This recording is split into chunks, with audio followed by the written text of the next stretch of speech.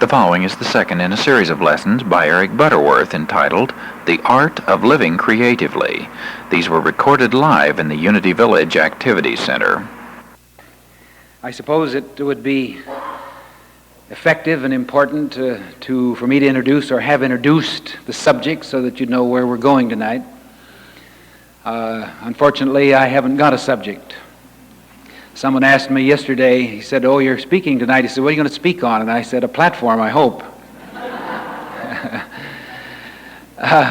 I find that in this type of a session or series that it is much better to kind of move along and keep within the framework of a general ideal that we've set for ourselves, the idea of living creatively, and to see where it can go. And hopefully we can accomplish some of the things we set out to. If we don't, well, we'll go as far as we can.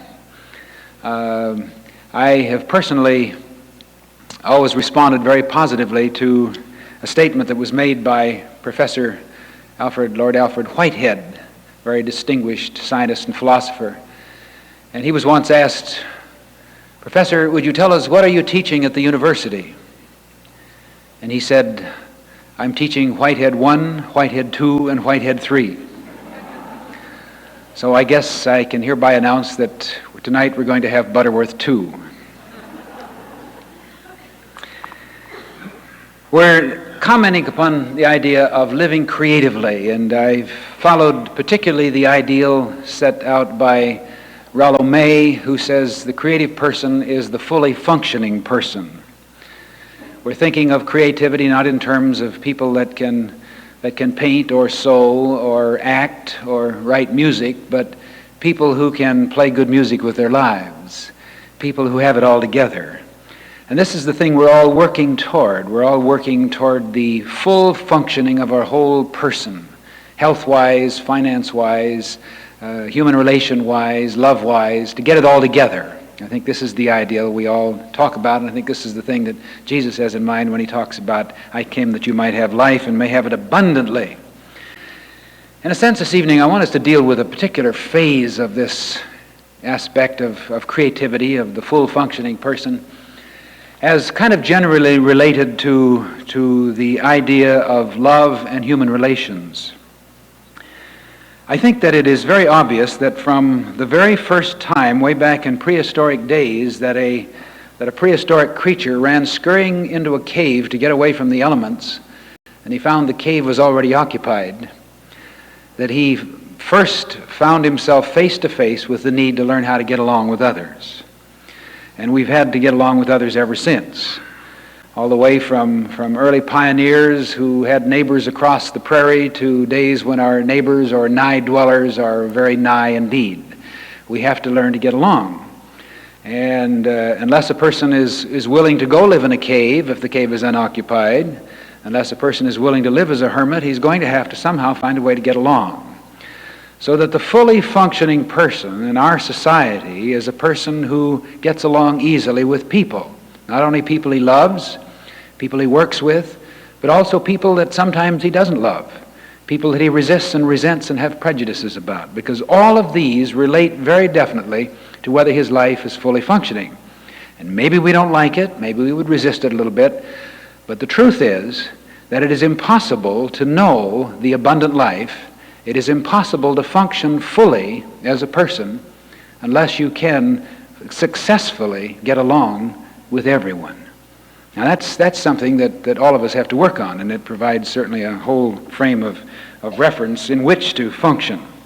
I think that it is imperative then that we recognize that getting along with people has very little to do with people. Has everything to do with us. It could be said, and percentages have been given, and I don't know who dreams up these crazy things, but anyway, it's something that I've heard and I've used, that getting along with others represents 2% what the other people do or think or say, and 98% what we think about and how we react to what they do and think and say. So to all intent and purposes, it has very little of anything to do with the other person. It has everything to do with the way in which you see him, the way in which you react to him, the general attitudes you hold about him. And obviously this then lays the groundwork for that marvelous, wonderful realization and spiritual principle of love. And love, unfortunately, is one of the words in the religious language that needs a constant redefinition. Love is totally surrounded by hypocrisy. Love is the classic religious cliche. Everybody knows, of course, that you should love your neighbor. And every good Christian loves his neighbor, and good Jew too, who accept the same idea, love your neighbor. So Western people know it's important, and you have to, and it's your religious premise, and it's one of the bases of society that you learn to love your neighbor. And of course, every good religious person loves his neighbor. Of course, I want to be very sure it's the kind of person I want to be a neighbor to, but I love my neighbor, you see. So there's a great deal of hypocrisy attached to it, and this is one of the things that I think practically we have to deal with in terms of trying to understand how to get along with people, not how to act like we get along with them. Jesus made it very clear that to love those that love you mean nothing if you don't love God. And you can't really love God unless you love that which is of God. And then if you deal with the realization, and we've been dealing with it in this idea of unitivity, that the whole of Spirit is present everywhere, and that because Spirit is omnipresent, so the whole of Spirit is present in its entirety at every point in space at the same time, then that means that the whole of Spirit is present not just in those times when you like to feel that you're praying, not just in and around those people that you think of as, oh, she's a living doll, and he's just a genius, he's beautiful, and so forth, and that the whole of Spirit is in those, but the whole of Spirit is present in the criminal, in the rapist, and all of these things that we hear so much about, these catchwords that turn us off and bring out our hostilities and our prejudices. The whole of Spirit is present in every point in time and space in its entirety at the same time. And that's not easy to grasp. I told you last night that many of us, when we hear this principle, we can say, oh yes, that's beautiful. I realize the omnipresence of God. I agree with that. But when you get it right down into the nitty-gritty and seek to apply this to every aspect of your life, it's not quite that easy to accept. And yet I believe that's the basis of unity. Capital letter unity and small letter unity. The realization of oneness, of wholeness. We've often talked about the realization that wherever God is, I am, and wherever I am, God is, and God is everywhere evenly present. We love these things, and they're beautiful realizations. Many of them become for us in truth cliches also. Many of us become just as cliche-ridden as the fundamentalist Christian is cliche-ridden, and we have to watch this. It's so easy to pick up a new jargon and still follow the same old kind of hypocritical way of religious practice. So we have to continually challenge ourselves with the realization, do I believe, or have I yet worked it out in my consciousness so that I can accept the realization that the whole of Spirit is present everywhere, at every point in space, in its entirety at the same time. So obviously, we think we love and we think we understand love. But unless we can get that realization of love, as Fillmore says, not as the plaything of human volition, but the action of divine law. And divine law, like gravity, operates evenly and equally for all persons at all points and all places exactly the same way at the same time. Unless we can think of love in that sense, then we better face it. We don't really know what love is. We talk about it. We try to deal with it. We have affirmations based upon it. And as we so often say, well, I know the importance of loving, and I really try to love. I try so hard to love these people. Well, I have a little statement that's kind of a cliche itself, and it's a challenger. Whether it's right or wrong, I don't know, but it's one that I like to use as a self-corrective device. I say, to try to love is not to love. If you try to love, you don't love. Because if you try to love, it's like one of the insipid Christian words, and there are a lot of them that we've lived with for a long time. One of the words that's terribly insipid is tolerance. Christian tolerance. I am a tolerant person, which means I hate his guts, but I'm going to get along with him anyway. I mean, let's face it. This is what it means. I accept the fact that he's no good, he's a heathen, but I tolerate it. You see, these are these Christian words that we've lived with, and they're unfortunate, really, because they do an injustice to the true Jesus Christ teaching of love. So that love is not tolerance. Love is not trying to get along. Love is not just being gracious and understanding and accepting the fact that, well, after all, you've kind of got to get by with everybody. That isn't love.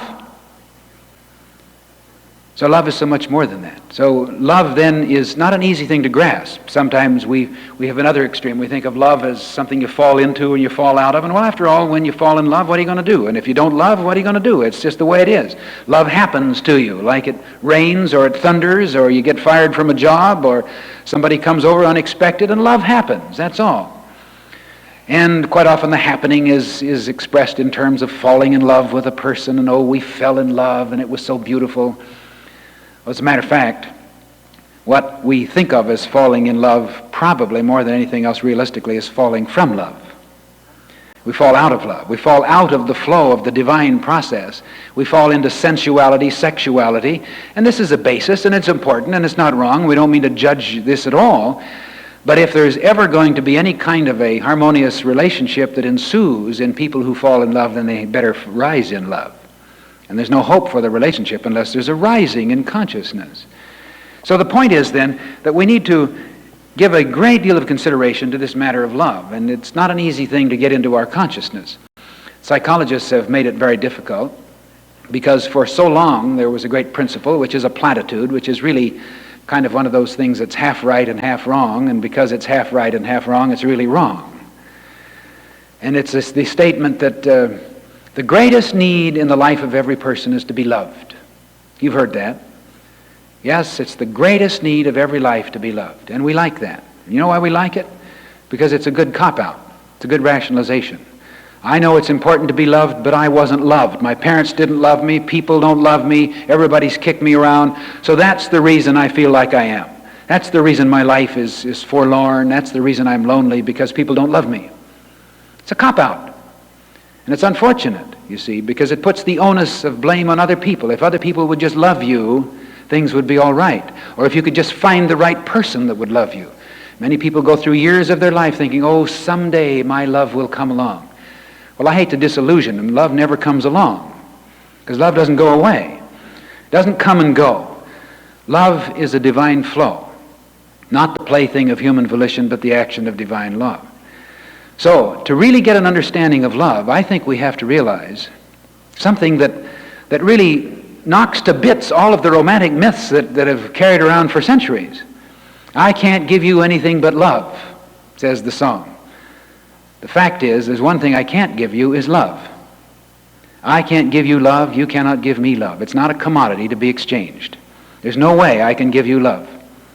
And there's no way you can give me love. And if we wait for that kind of love from one another, we'll wait for a long time, or else we'll settle for a lot less than real love. We get involved in sex and sense and all the exchanges that we have that butter us up and kid us and delude us.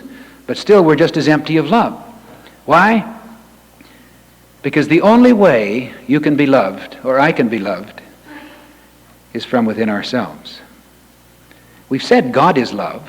We believe this. It's the one definition of God in the Bible. So certainly it's a very valid position. God is love. And where is God? Is God to be found out there somewhere? We've accepted the idea that God is a process that flows through man. The kingdom of God is within man, totally and completely. Seek first the kingdom, and then the things will be added. Love is within. Love is an inner force. It's an inner flow. And when we awaken to the awareness of this inner flow, then we're loved from within. It's not just, some people have struggled over the idea of loving yourself, and it's very hard to love ourselves because we thought of this as egotistical. We thought of standing outside and buttering ourselves up and so forth. But it's a matter of being in tune with this divine supportive process of love and letting ourselves be loved from within. Or as Meister Eckhart says, let God be God in you. And when a person is in a consciousness of love and he feels that tremendous sense of love support from within himself, then the interesting thing is his relationship with another person creates an atmosphere. And in that atmosphere, the person feels secure, and he feels himself easily receptive to a love flow from within himself. He lets down his guard. The only reason anybody lacks love is because he frustrates love. That's the sin we talked about yesterday, the frustration of potentiality. He frustrates it. He holds it back. He has bitterness. He has enmity. He has feelings of lonely. He's feeling sorry for himself and so forth. And so he's stewing in his own juices because he's cutting himself off from his own flow. But when one person gets into this flow of love and radiates this consciousness of love, he loves himself and becomes loving, creating an atmosphere of lovingness around the other person, the object of the love or the object of the friendliness, that other person suddenly feels relaxed, lets down his own barriers, releases his own frustrations, and lets love flow through him. So two people who think they're giving each other love are actually in the company of one another, feeling secure enough together so that each is allowing the love of God to flow in him and through him. Now, in a sense, you could say this is just playing games with words. It means the same thing. To a certain degree it does, except that a person may be entirely on his own, living in the midst of an environment or a situation where he knows nobody, has no friends, and so forth, and feels terribly empty and devoid of love. There's no one in all the world that can keep him from experiencing the greatest sense of love except himself, right where he is. And the person who awakens that inner flow of love is a person then who gets along easily with everyone, because he's in the consciousness of love. Now, this is a very, very simple thing, and yet it's a very profound and a very important thing. Because when it gets right down to it, then the idea of trying to get along with people basically is a matter of making sure that we have control of our own lives. You see, the unfortunate thing is, most of us have grown up in an attitude that life is purely an outside-in experience. And if you have happy friends, if you live in a good neighborhood, if you're surrounded by congenial employees and employers and co-workers and so forth, then you can be friendly and happy. But people say, well, how on earth can you feel happy and peaceful and loving in this group of people? It's terrible. So then you lose control of your own life. And we've tended to assume that there's nothing you can do about this. What are you going to do? That's the kind of neighborhood I live in. That's the kind of people I have to live with. What are you going to do? You have to live with the kind of husband I have, the wife I have, the friends, the family, the children who don't respect me. What are you going to do? That's the kind of experience I have. So of course I feel terribly frustrated. So we've tended to assume that conditions and circumstances and people on the outside can influence and direct our lives. I don't know if I've mentioned it to folks here or not, but there's a beautiful little story that I love that was related by Sidney Harris, a news columnist in the Chicago Tribune, I think, and he's been one of my favorite columnists for years.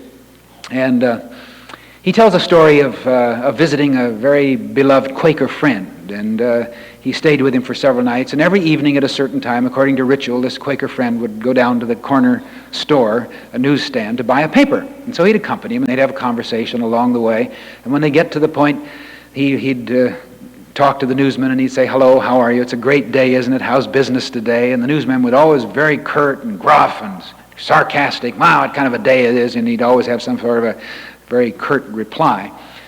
So after seeing this a couple times, Sidney Harris asked his friend, he said, you're always so kind to that fellow. Why do you express such loving ways to him when he's so nasty to you? And the Quaker said, and I think it's classic, he said, why should I let him decide how I'm going to act? Now that's the key, you see. The fact is, most of us, unconsciously, allow people to decide how we're going to act. And we justify it. We say, well, of course I'm upset. You'd be upset too if you had this so-and-so to deal with. But that's no reason. Maybe I would be upset. But if I'm upset, it's because I've lost my focus and I've gotten out of the flow. And I'm losing control of my own life. And it's so very important then to take control and to realize that the means for the fully functioning life is all within the person. It's not out here in the world. It isn't in finding the right person. It's in being the right person. It's not in getting into the right environment. It's getting into the right state of consciousness. And if one is in the right state of consciousness, he has control of his thoughts, control of his emotions, then he simply deals with things as they come. No matter how people act or react, he's perfectly peaceful and composed because he's in control of himself. You might say, well, goodness, it would take a Jesus or a Buddha to live that kind of consciousness. It takes a lot of doing. But then what accomplishment in life doesn't take a lot of doing? If you want to be a pianist, you've got to practice. Even if you want to learn to type, you've got to practice. Anything that's worth doing takes a lot of effort, and we expend a lot of effort in doing a lot of things in our lives. People spend hours and hours learning how to play golf, learning how to do needlepoint and knit and all these things. We want to do it, and we spend time and we work and work and work to do it. Why shouldn't we spend time in taking control of our own lives, which is probably more important than anything else? And it's the thing we all hunger for. But somehow we kind of think that I would have a happy life, I would have a wonderful life and a fulfilled life if I could just be in the right place, if I could have the nice congenial people around me, if I could just go to the right community, if I could get a different job, if I could find new friends, and we entertain this illusion, this never, never land, which never really fulfills itself. It never comes. It can't. Because the control must always come from within ourselves. So this then is the basis of trying to understand this matter of love. Love is a flow of the divine process, a divine energy that's totally within yourself. And you always have the choice and make the determination and set the degree to which you love, to which you express love. You may say, how can I be loving this? One person will say, in fact, I had a letter from a radio listener some time ago, and I think I cited this little story briefly in my book, In the Flow. She wrote and said, you were talking about love and the idea of loving everybody. She says, I just can't do that. How can I be expected to love everybody? She says, now I want to give you an example. She said, this very morning, I was riding the subway, and I got on one door, and you have to be a New Yorker to understand this. I got on the subway in one door, and another woman got on the other door. We both spotted an empty seat, and we both made a beeline for the seat. That's a part of the big competition that subway riders have. You know, it's a fight constantly. So they both headed for the seat. The other woman got there a little in advance, gave her the quick elbow like in a basketball game or something, knocked the woman flying. She fell flat on her back. The other woman got the seat and just sat there very complacently and very smug. Well, I won this one. And the woman said, I was so incensed, I got up and I told the woman in no uncertain terms that she was less than an animal. The woman didn't even respond. She just sat there looking placid and smug. She had the seat, after all. What else counted, you see? And so the woman said, how can I be expected to love a creature like that? And she went on to try to defend herself. She said, of course I feel terribly guilty. I feel that I've lost my composure. I've gotten terribly upset. I've said some things I'm ashamed of. I couldn't imagine such things would even come out of me. But she says, why does she have to act like that to me? Why? How can I love a person like that? Well, you remember Jesus said, love your neighbors. Or he said, it's not enough. You have heard it said of old, thou shalt love thy neighbor as thyself. But I say unto you, love your enemies and pray for those that despitefully use you. Poppycock, that's a bunch of Christian Pollyannism. How can anybody go around loving everybody, loving enemies and blessing people who despitefully use you? But you don't hear him out, you see. He's been taken out of context. He says, love your enemies and pray for them that despitefully use you, that you may be sons of your Father. Take that out of the Christian gobbledygook, and what it really says is, love so that you may keep in the flow of God. The moment you stop loving, you turn off the flow of your own resources. You lose control of your own life. It's important. You may say, but he doesn't deserve my love and forgiveness and understanding and prayers. That's irrelevant. Remember we said 2% him and 98% you. Do you deserve it? Do you deserve to keep a sense of inner peace? Do you deserve to go off to work that morning with your stomach poised, your emotions in control, with the feeling that you've had good control of your life in every circumstance? Or do you deserve to go off to work with that so-and-so that ruins your whole day and you can't eat, you go home that night and have a headache and you're still stewing and fretting because he did that to me? How could he do that to me? It's terrible. The animals that live in our world today, do you deserve that kind of treatment? I don't think very many of us think about that at the time. You know, we just fly off the handle and we just assume that it's the other person's fault. So the fact is, if we're really going to understand this process and practice of love, we're going to have to face up to the fact that love is purely and simply an inward outflow of the divine process. And you can keep it turned on, or you can keep it turned off, have a choice, but you always have a choice. No matter where you are, no matter what kind of situation, no matter what kind of people you work with, what kind of neighborhood, no matter what the situation out there, you always have the prerogative of keeping yourself in the flow of love. Maybe that's the difference, mystic, the saint, and the average individual. Then again, we assume that the saint is born that way, the great saint, the mystic, the genius, or whatever, some person who has sustained himself in that consciousness. Has built that awareness. He's become the great genius as a result of every called the story of Tartarovsky when he was playing around heads of Europe. And one day after the concert, one of the princesses, one of the duchies or kings something in the European countries came up to him and said, "Oh, Maestro, you're a genius." And he said, "Yes, madam. But before I was a genius, I was a clod."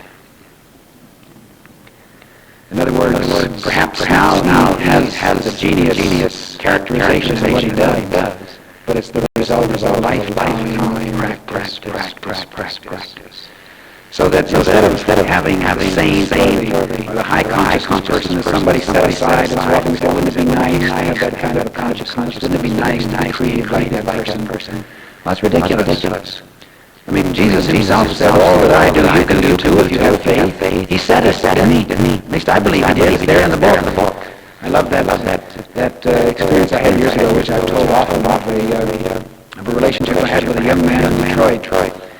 He was a young agnostic, went to college. His mother introduced him to me, and I had an office right close to the Wayne State University College campus. And so one day she talked him into looking me up, and he came in, and I liked him, and he liked me, and we just had a great relationship. I didn't preach at him, and so forth. We just used to have lunch together once a week, and we did for probably 18 months, and I enjoyed every minute of it. He was a great blessing to me in many ways.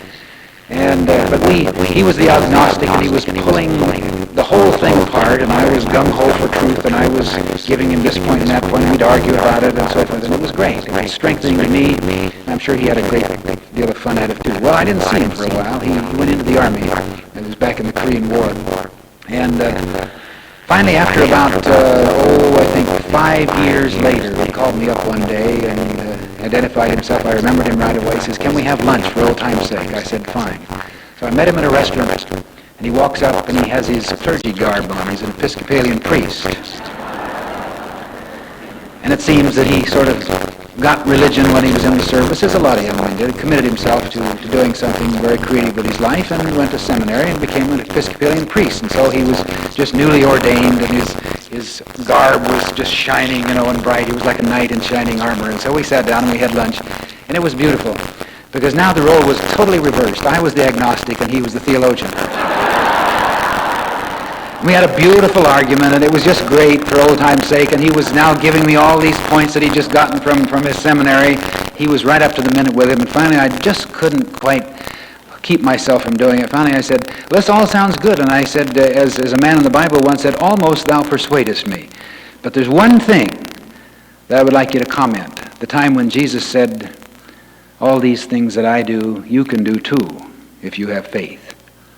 And he looked kind of crestfallen, and he said, "Yeah, I just wish he'd never said that." And yet that's the key to the whole thing, you see. That's the key to the whole ball of wax. All that I do, you can do too. So it puts us right in the same category. It means the same thing, that if you will, though some people would say this is sacrilegious, Jesus could have said, "Yes, I am the Christ, but before I was the Christ, I was a clod. I was a common man. I was a person. And I have had to work my way up the ladder. I've had to grow, overcoming by overcoming, step by step." Some people don't want to think that. Many people like to hold on to the old idea of very God. Jesus is on a cloud. He's separate and apart. But I say there's no room for unity or the metaphysical insight if we hold on to that old idea. Because that puts all the power in the hands of the select few, and in this case of the select one. And all we can do is work all of our lives, and we'll be sinners when we start, and after we've practiced, we finally wind up as being a good sinner, but we're still a sinner. I mean, that's the theological position, you see. But the point is, all these things that I do, you can do too if you have faith. So then we take another look at what he says, and he's telling us how to do it. And that's why he tells us, "Love your enemies and pray for those that despitefully use you." Not because he says that, not because it's a good Sunday school teaching, not because it's good morality, good ethics. It's a nice way to get along in society, but it's the only way to have control of your own life. And when we begin to see it on that basis, then we see the importance of practice. And then we see the importance of taking a careful look at every individual situation in our life that causes us concern. Every person that disturbs us, every bit of prejudice that lurks in our consciousness, looking at it carefully and continuously and probingly, and looking at it from the point of view, this thing that exists in my consciousness is keeping me from controlling my life. It's putting me actually under the domination of forces outside of me. As long as I hate someone, I become a slave to the person I hate. As long as I entertain these deep-seated prejudices, I never am able to achieve any kind of fulfilling life or peace in myself, because always I have that lurking in my consciousness. Do I want to live with that? Do I want to take control of my life? If I do, then I must be willing to face up to it. Not to try to convert the 2%, because that's a very minute percent, but to convert the 98%, which represents the thought people of my own mind. That's why Jesus says, agree with your adversary quickly. The adversary is always your adverse reaction to the person. The adversary is not out there. You never have an enemy out there. You have enmity in your consciousness. You have adverse attitudes. You have hateful thoughts. You may justify it. You may go all your life and saying, the reason I feel so bitter is because of what he did and what she did. This woman who was knocked over on the subway could spend the day and the week, and as she was starting right off to do, before we had some long talks later, she was starting off to let this be a justification that we live in a world of animals. That was where she was at that time in consciousness. And then she was saying, why did this happen to me? Why did she do that to me? And so I told her a thought which came out of the hard knocks experience of my own consciousness in trying to deal with some things. And that was, you'll never find an answer to that question unless you're willing to get the fish hook out of the way. And the fish hook is the to me. That's your own paranoia sticking out. The feeling that people are against me. And so she just proves that people are against me. Why did she do that to me? Cut off the to me. And unless you're willing to cut off the to me, you're going to spend the next days or weeks or months or years with this terrible grappling hook hanging from your flesh, bleeding along the way, because you're carrying this hook. And the hook is all of your own making. Cut off the to me and then ask the question again. Not why did she do it to me, but why did she do it? And you should ask the question. You should. We should try to understand these things. But you can't understand it as long as you're filled with this paranoid feeling that she did it to me. She singled me out. She got up that morning and she said, I'm going to find the first woman that comes along and I'm going to knock her flat on her face. That's what she did. She planned it right from the start.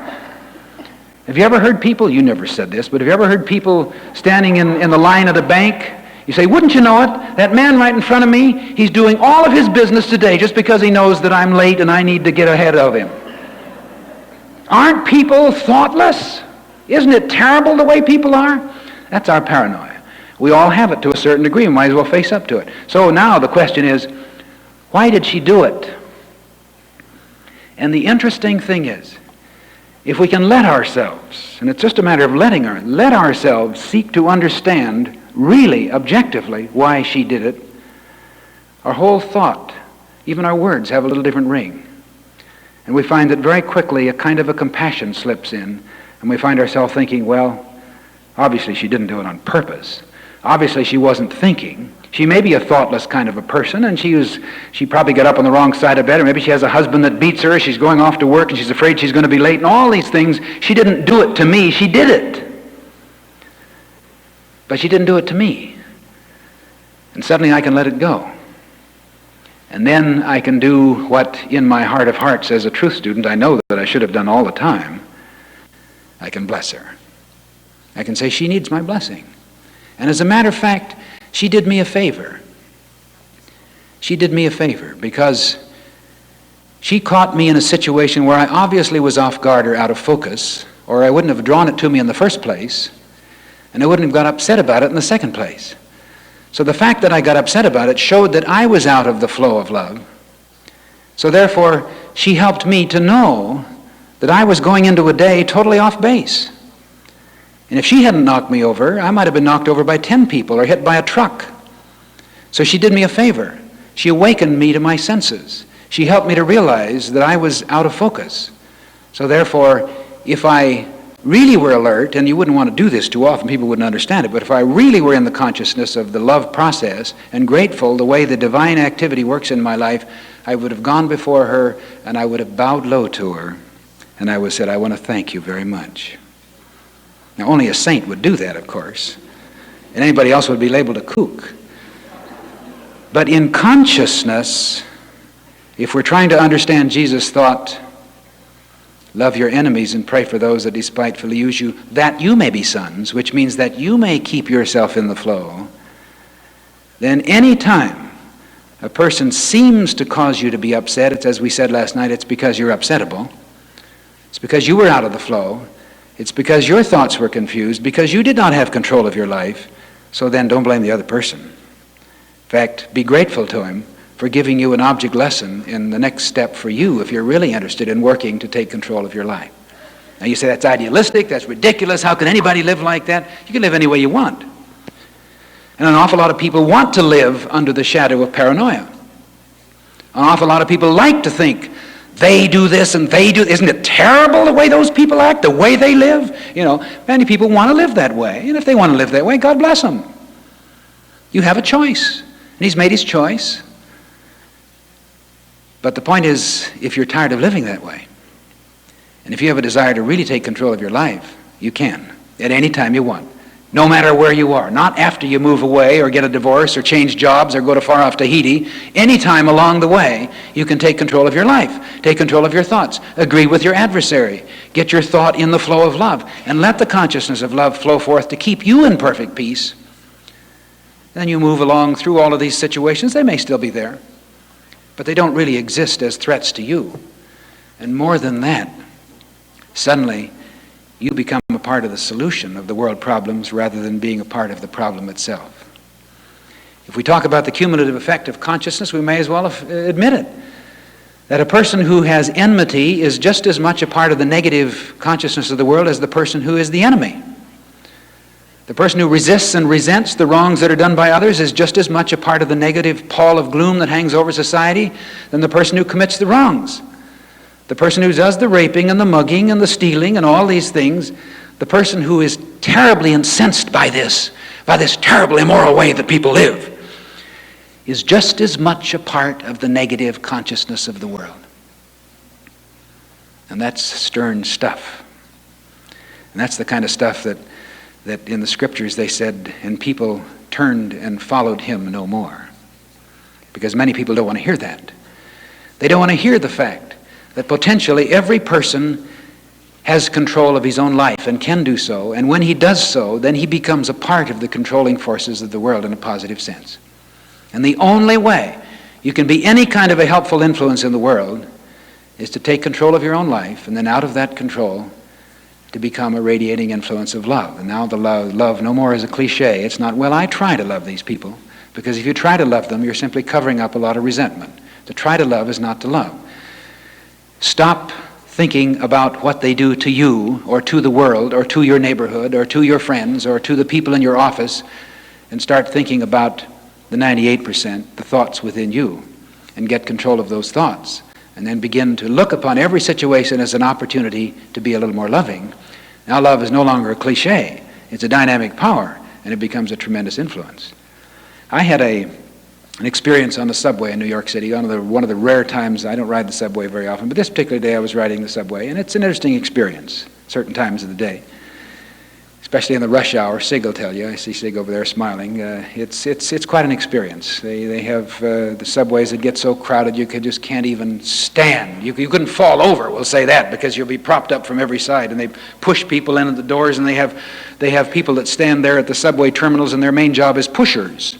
That's their job, to keep cramming you in so they can close the door. And you're just tight like sardines. It's an experience, especially in the hot part of the summer with no air conditioning and maybe not very many deodorants around. But one day riding the subway, it was one of those times when the subway wasn't very crowded.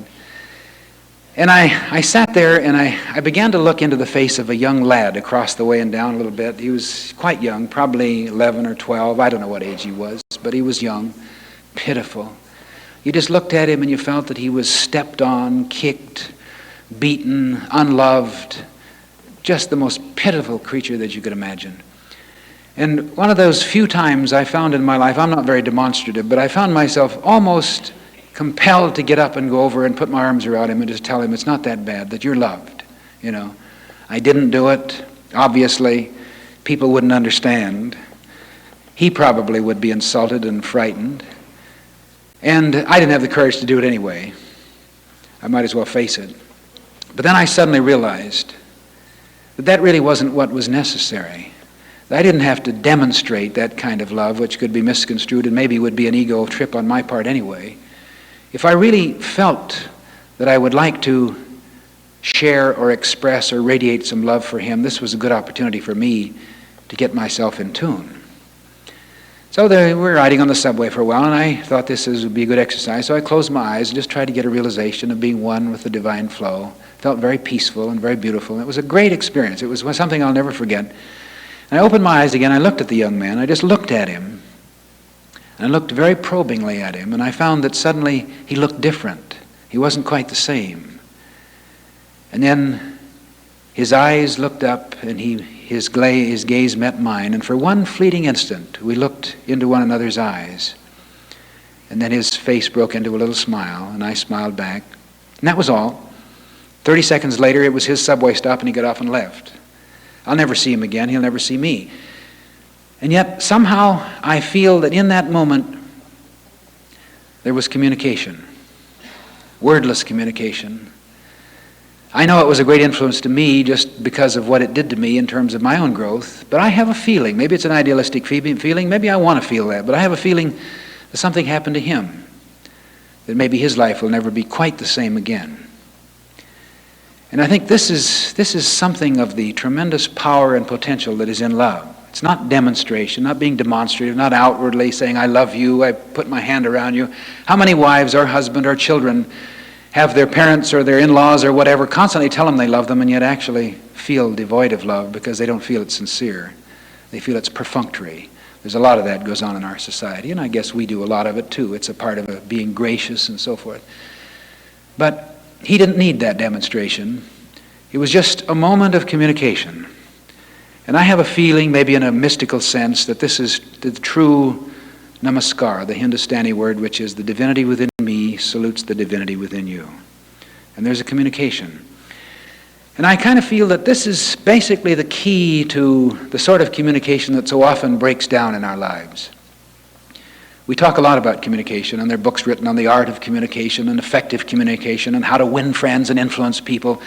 And it's kind of strange and a kind of a commentary on what's going on in our society. I don't know if you've noticed it, but recently among the bestseller lists for months now, there's at least been one book on the idea of how to take command over other people, how to force your will on people, how to get them to do what you want to do, and all these things. These are books that are making the rounds now, and I don't know what it means. It's some sort of a strong reaction in the consciousness of people, and it's sad, you see, because basically the need is not to take control of other people, not to convert people to your way. Many people think of the idea of making friends as converting them, and it's selling your point of view till eventually they like you and then you become friends, and he becomes your friend as long as he remains converted.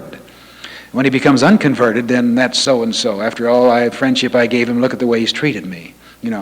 This is that beautiful thought of, I think, Sonnet 116 of Shakespeare, who says, love is not love which alters when it alteration finds. That if you think you love a person, and then when he becomes unlovable, you stop loving him, then you never really loved him at all. You see, you only had what Erich Fromm calls symbiotic attachment. And a great deal that passes for love and friendship and the acceptance of people is in this particular area. After all I've done for him and he treated me like that, that's terrible. I hate him. Well, the fact is you're simply telling a lot, not about him, but about yourself. Telling a lot about the fact that you were never really loving him. Your friendship was based purely on convenience. It was based on the fact that he was becoming a part of the dangling chain of friends that you could wear around your neck. And I think many people like to feel, oh, I love my friends. My friends are the most important thing in my life. And they're also the most important possessions and the things that possess them. And that person obviously is often the person who's more often hurt, because one of these friends dares to say something unkind after I befriended him. It's terrible. What an ungrate, and so forth. Well, actually, the whole process indicates that the friendship was a convenience. It was an accommodation. It was a possessiveness. It's important, I think, to realize that love communication is the only way to understanding. So often we're trying to get along with people, trying to get along with our boss, or trying to sell something to someone. We say, I want to try to get through to him, but you can't get through to that guy, I'm going to keep on, and I'm going to, as we sometimes say, I'm going to set him right if it's the last thing I do. And sometimes we say when somebody gets angry or dares to oppose us, we say, I'm going to straighten that person out, you see. And there's that tendency of trying somehow to affect changes in the world out here. We think in order to bring about peace. There's no peace that way, ever. There's no inner security. There's no fulfillment. There's only the moment of temporary conquest, which makes you the victor, like the person sitting in the seat, smug and glum, and yet knowing in her own heart that she got it at the cost of being a human being, you see. And obviously she would suffer ultimately in her own self if she had any feelings at all, which she probably did, you see. So that the important thing is, if you want to communicate with someone, there's only one way, and that's to engage in a sense of communion. There's no communication otherwise. Think of the time when a committee of labor and a committee of management sit down to do some hard bargaining. There's no way that there can be any real communication unless there is an awareness that God is on both sides of the bargaining table. There's no way that you can communicate with your boss if you're trying to talk about a raise in salary or to get along with a co-worker or a loved one and whatever, unless you're willing to know that the whole of Spirit is present in its entirety at every point in space. So the whole of Spirit is present in that person. The whole of Spirit is present in me. I give thanks that means oneness, because we're both in the flow of love. We're both one with love. Now I can communicate Him in the realization of wholeness, the whole of me dealing with the whole of Him, and then we have understanding. And there's never understanding without that. There's never any real communication. There's always a case of somebody giving in, putting across a point of view. There was a time, I think we're beginning to see a backlash of this. There was a time when, shortly after the Second World War, when everybody had this idea and the government had this idea. We've got to get around the world and sell our point of view to everybody. And we thought that was the right thing to do because we felt right about our point of view. But you can't achieve unity or world peace by pushing, forcing, or even coaxing your point of view in the mind of other people. It's not a point of view, but it's a point of contact that makes for peace. And now we're beginning to find that around the world we don't have any friends at all. None. We work so hard.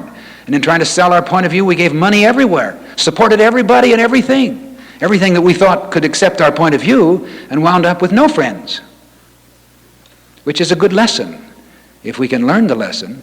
But it's an important thing in terms of our own human relations and our human feelings. So often we try so hard to be liked and to be loved and do so many things. Parents do this with their children, giving them too much, giving them privileges. We do this to people. We take them to dinner. We lavish them with affection and everything else because we're trying to convert them into a friend, you see. And in the end, we wind up with probably somebody who hangs on as long as we keep doing the things. When we stop doing the things and begin to feel that he's just taking me for what I'm worth, then we say he's an ingrate. He's not at all. He's being exactly what we accepted him as being. We made him, and that's the way he'll be. He'll be that kind of a person in our life as long as we go on. That's hard. But the important thing is that eventually we have to awaken to the realization that if we want to take control of our life, if we want to have any kind of control at all over our environment, over our relationships, even over the world in which we live, then we've got to begin to take control of, which means to take responsibility of, the thought people of our own mind. So then this principle, wherever Spirit is at all, the whole of Spirit must be, and because Spirit is omnipresent, the whole of Spirit must be present, equally present, in its entirety, at every point in space at the same time, is a very important principle. Not an easy one, but it's an important principle to work with, you see. Now, I think this leads us, and I'd like us just take a couple of minutes to think about this. This leads us basically to a need to understand the basic of prayer and meditation. Because essentially, love is the best example of the way in which prayer works. Maybe it's the best object, maybe it's the best means.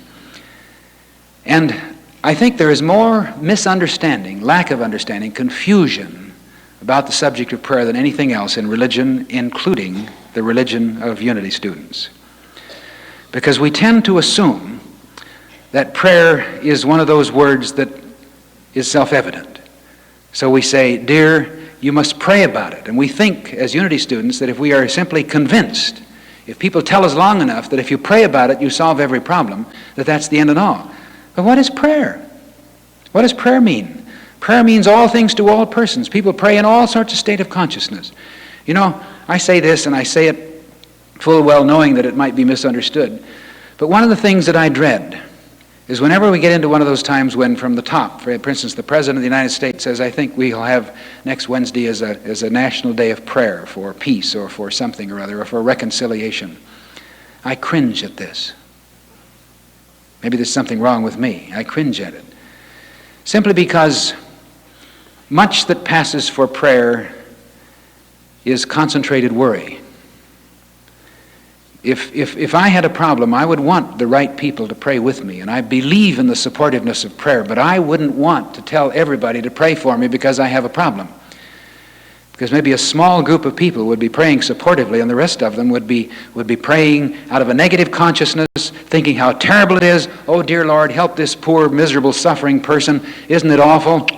He's so sad. Oh, it's terrible, the thing that he's going through. Thank you, God. Amen, you see. That kind of prayer I don't want. That kind of prayer our world doesn't need, you see. And again, I freely say that that's my own hang-up about such things as worldwide prayer. But there's a great confusion about prayer, and especially the prayer of love. Glenn Clark used to talk about the idea of shooting a person with bullets of love, and it was a beautiful thought, a beautiful ideal. And in a sense, I suppose it could be said that's what I was doing with this young boy on the subway. But it also could be construed to be taking a lot of affirmations of, I love you, I bless you, I know that you're God's perfect child, and just throwing these things at him over and over and over without ever getting to the root of my own consciousness. Quite often, much that passes for unity prayer and affirmative prayer is lashing a person with affirmations, trying to set him right, trying to correct him, trying to change him, without accepting him. To me, the goal of prayer is not that we can set the world right or set people right, but that we can see it rightly. And if we do not come to see it rightly, then our prayer is nullified itself. I may be praying all the high-sounding phrases and all the beautiful words. I may have memorized every truth affirmation that Unity has ever put out, and I may say them in a constant stream out to this person. But if at the same time I cannot see him with eyes of love, then I nullify my own prayer. The interesting thing is the word I comes from the Hebrew and also the Sanskrit root word ayin, A-Y-I-N, which literally means fountain. That seeing has always been to people who are aware of the process of the Spirit within men has always been a flowing fountain that flows forth out. That when you see, something actually goes out of you and you project and radiate. And the poet says, that thou seest man become to thou must, God if thou seest God, and dust if thou seest dust.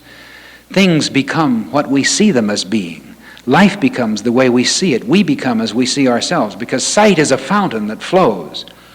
And what you are, as Emerson says, meaning what you see, thunders so loudly that I can't hear what you say to the contrary.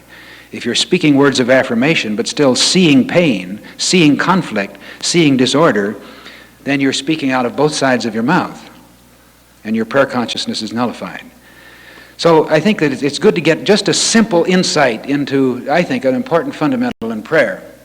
This is why I stress, and I've been talking to the ministerial students in the morning, and I've been stressing this to them, that I believe that one thing that we lack in our beautiful, beautiful unity approach to prayer, and it's a lack only because we haven't listened very carefully to the teachings of Charles Fillmore, is the basis of starting our prayer in a consciousness of oneness.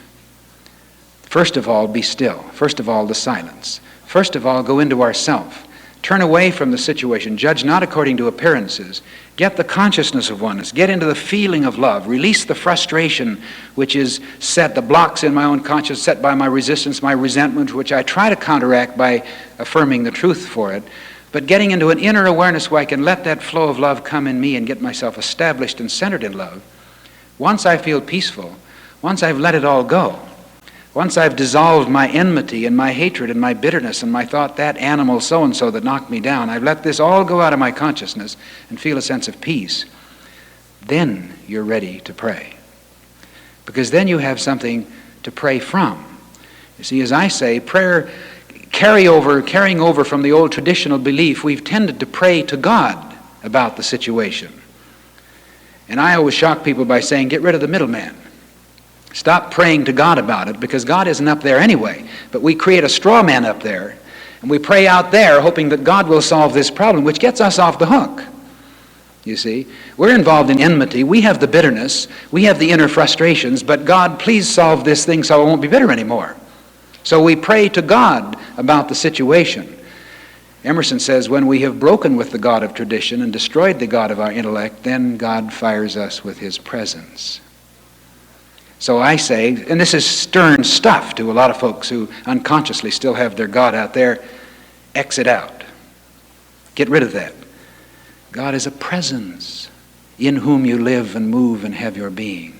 The presence that is forever within you as the base of your life, as the root, the source. And the only way from the point where you stand and in the desires of your heart that you can do anything constructive for this person is if you can get yourself in perfect peace and let love flow forth out of your consciousness. So I say, first of all, get still. Dissolve this thing. And if you can't dissolve your enmity and your attitude about it, your fear of it and your worry of it, then don't pray for it. Ask somebody else to pray for it and pray for yourself.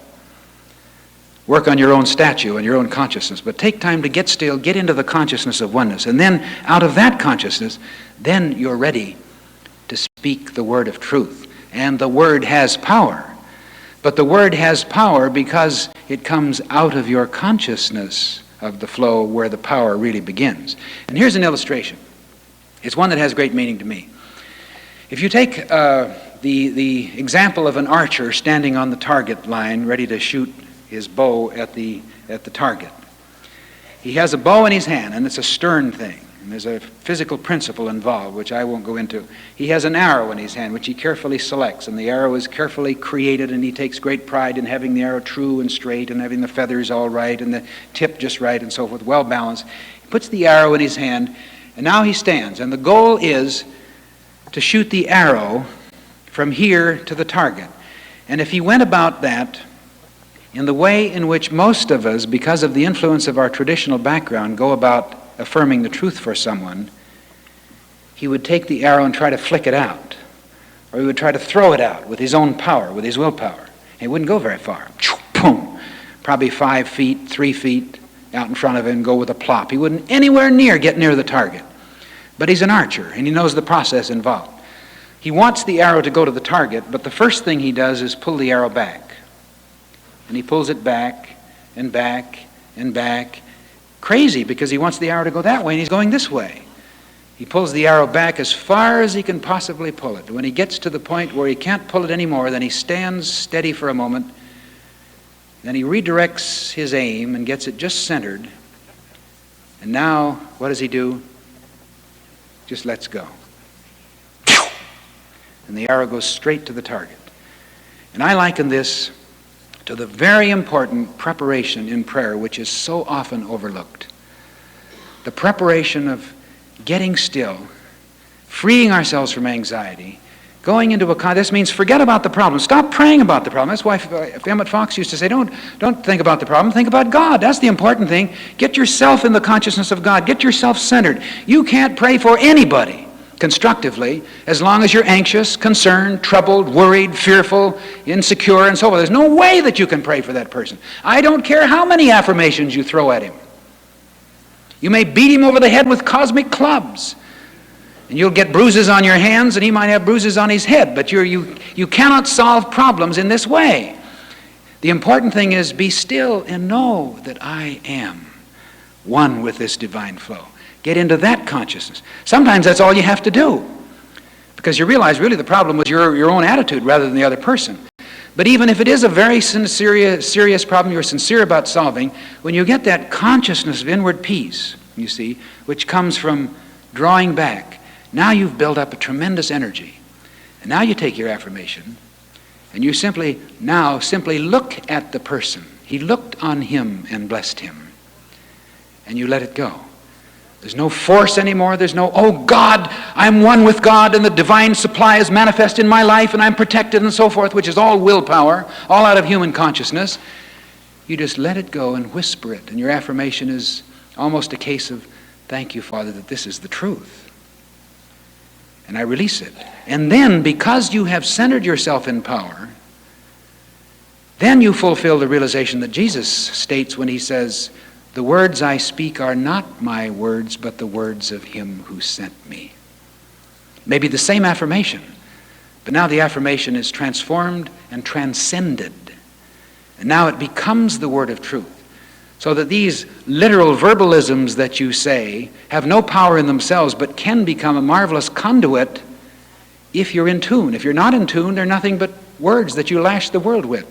But if you're in tune and you let it goes straight to the target, and it goes not actually by sending something to the person to set the person right, but because you are seeing the person rightly. And I want us now to take a few moments in an experience of quiet, prayerful meditation. And I want us to have a quiet meditation on love. Let's just assume now, and maybe if you want to single out some situation, a person that you're disturbed about, concerned about, someone you love that's mistreating you or isn't living as you think they should be, somebody you're having difficulties with that you feel very anxious and bitter about, certain areas of life that you feel prejudiced about, whatever it is, just center something like that on your attention. Lay it aside. Now, this is the project you're going to work on. But now, let's just get still. And we're going to take a moment out of a sense of total divine indifference and just center your consciousness in yourself. Just relax and be still. This is being very selfish, but in a capital letter sense. Just be still and relax. And get the feeling now that the whole of you, the structure of your life that is built up and propped up by your willpower and your wishes and your feelings and your anxieties, you just let it all go, and it just kind of fades and falls down into a heap. And you go through a process that a Frenchman once referred to as decomposition. It just all decomposes, and you settle into a perfect heap of beautiful, loving substance with no pressures and no tensions. And you're aware suddenly of the self of you that transcends all this. And now, for just a moment, let yourself believe, even if it's an image, okay, the image is fine, but it's an image that you control, and so it's a part of your consciousness. Get the feeling that you're at the center of a radiating activity, but instead of the way we normally think of a radiating center as rays going out, think of the rays coming in. And you're at the center, and rays are coming in from all sides. It's the Father's good pleasure to give you the kingdom. God loves you with an everlasting love. So just for a moment, feeling that the whole supportive process of the love of the universe is surrounding you, enveloping you, and moving into you with no other purpose except to fill you to overflowing with love. Just relax and let go and let it happen. And just feel those rays of love coming into you, almost prickling you. Feel the sensation of love filling you, thrilling you. Feel yourself flushing with love. Feel yourself being radiant and overflowing with love. Just let it happen. Sense it. Feel it. See it if you can visualize it.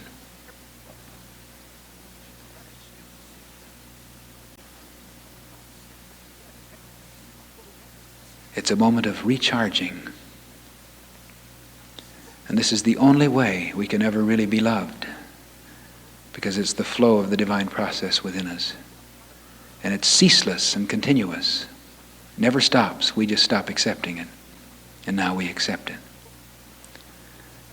So now in this consciousness, it's a beautiful feeling. If you let yourself feel it, you may rest in it as long as you want. But right now, for a moment, let's once again turn to that person, that situation, that relationship that you wanted to pray for.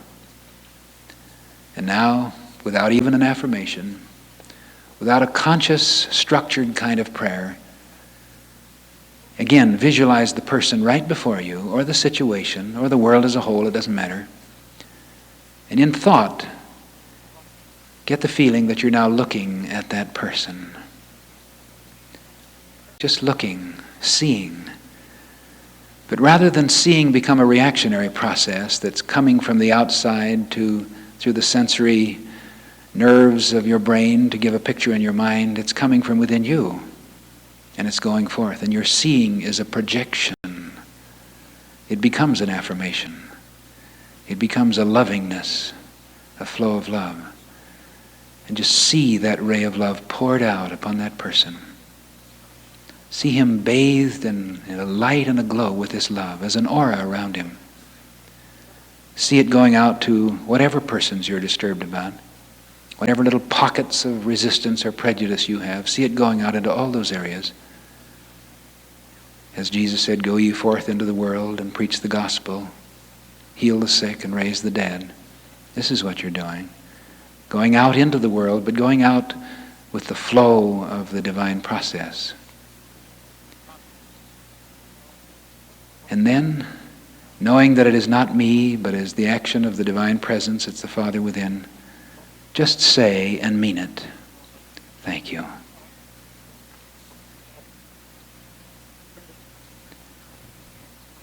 And that's all there is.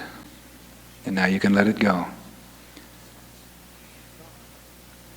And you can be sure that there never has been in all the ages a more powerful, miracle-working prayer than that which you have just experienced and been a part of. So again you can say, thank you.